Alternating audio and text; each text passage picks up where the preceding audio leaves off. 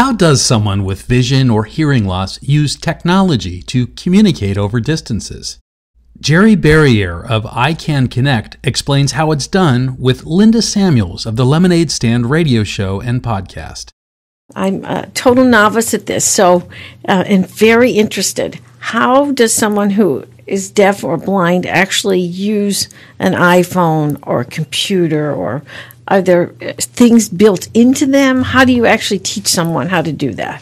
Well, let me start with the iPhone because that's an easy one. That is probably the most fascinating, exciting handheld device that has existed in the world for people who are blind, because there is adaptive technology built right into it.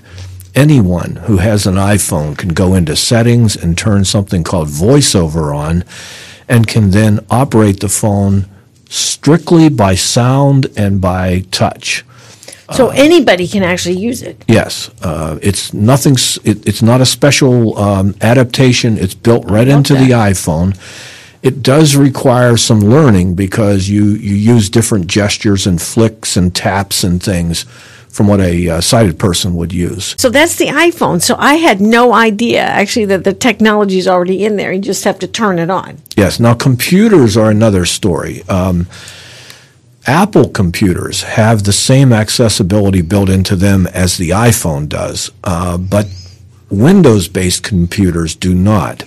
So there are programs, what we call screen readers, that can be purchased and installed in the computer. I happen to use one that's probably the most widely used one in the world. It's called JAWS, which stands for Job Access with Speech. And with JAWS, I'm able to, well, number one, I use a standard keyboard. There's no adaptation to the keyboard at all, and I can type 70 or 80 words a minute on it. I understand that because I actually took typing, and so I don't look at the keyboard either while I'm actually writing a message. So and then, I get that. And then the software uses the computer's built-in sound card to produce the text output.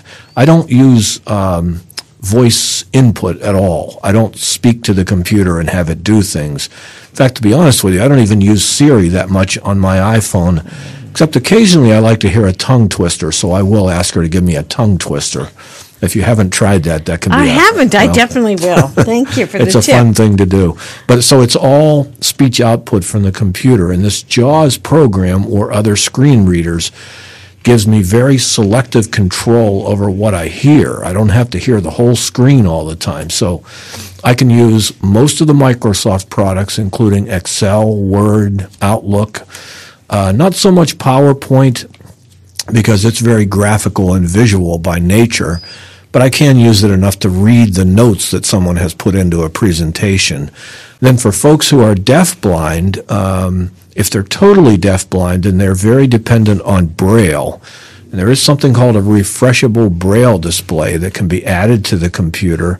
It has a one-line display, so you read it, press the button, and advance it, and read it again, and you can do that over and over and can literally read a magazine article or an entire book for that matter. So is the Braille on the keyboard or on the screen? The Braille is on a flat panel that has little cells, and each cell contains 6 pins, and those pins pop up or go away depending on the configuration of the letter that you're reading. So it's a single line of Braille text, and it changes as the text changes. And it's good. It works very well.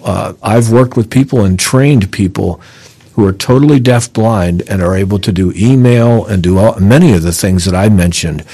Not as easily as a blind person who's not deaf, but can they do them? Absolutely. We have people that are on their computers all the time, and they Google just like I do and text and all sorts of other things. Well, this is pretty much of a miracle for me to hear. So you can be deaf and blind and get this Braille panel and actually access your computer. Yes. I love that. I'm so glad we're doing this program. I'm sure a lot of the listeners out there also have no idea about these technologies that are available. So thank you for sharing all of that. That's for sure. iCanConnect is an FCC program that provides free distance communication equipment and training to people with significant combined vision and hearing loss. Income and disability guidelines apply. To see if you or someone you know qualifies and to apply for the program, visit iCanConnect.org.